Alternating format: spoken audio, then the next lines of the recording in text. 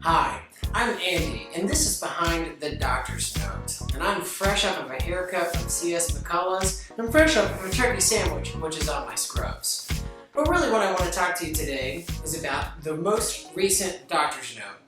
I don't know if you've ever tried to read someone's handwriting or tried to decipher what scribbles may be written on a doctor's note, but I have.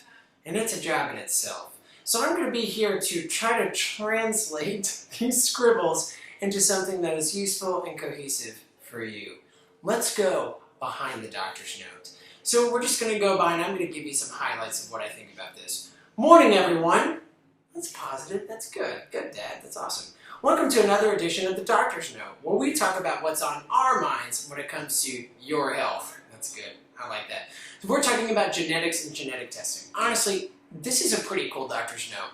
There's something called 23andMe, which he mentions later on in the notes. This is a genetic testing that has different tiers where you're able to order different sets of your genetics honestly based on what you end up purchasing. He's purchased a $99 version of it, which kind of opens you up to a plethora of genetic testing that can be medically related. The two he talks about is the mother gene, the MTHFR gene, if you've heard people talk about it, and methylation gene, and ApoE gene, which is actually kind of specific to Alzheimer's.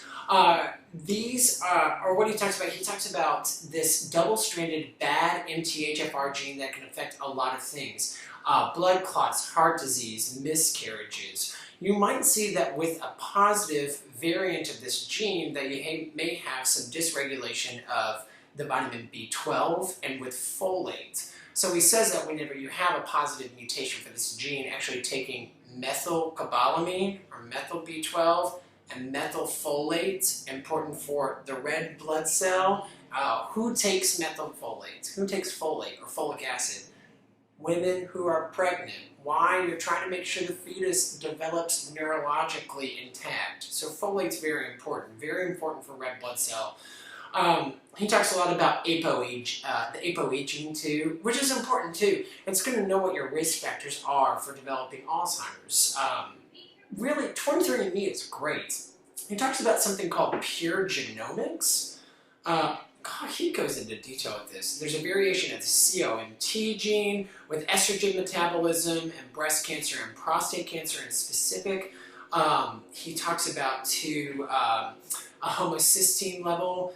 This is what I want you to take from this. There's a lot of good information on this test, but if you get this 23andMe test, you're not going to know what's on it. Because I probably don't know what's going on it too. It's going to go into detail. What he's suggesting is when you get this test, you actually have it run through something called Pure Genomics. So Pure Genomics is going to be another company that takes your 23andMe and helps you put it into medical terms that you're able to use. So our goal is we find out what's happening genetically to you, if there's any sort of risk, any sort of genetics that put you at risk factors for preventable diseases, and how can we intervene to help prevent those? So how can we intervene naturally to get to those, to prevent those end goals?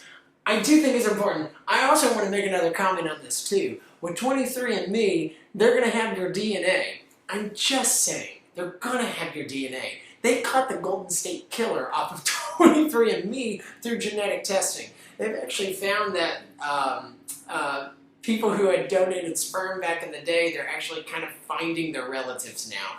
So just putting that out there, that you may be putting yourself out into the DNA mix of the world that will have it in a database. So use it to your discretion. Do I think it's a good thing to do? Yes. It's not just 23andYou. It's 23andMe. Thank you. That was Behind the Doctor's Note. I can't wait to share with you what I think on the Doctor's Note next week. Have a fantastic evening.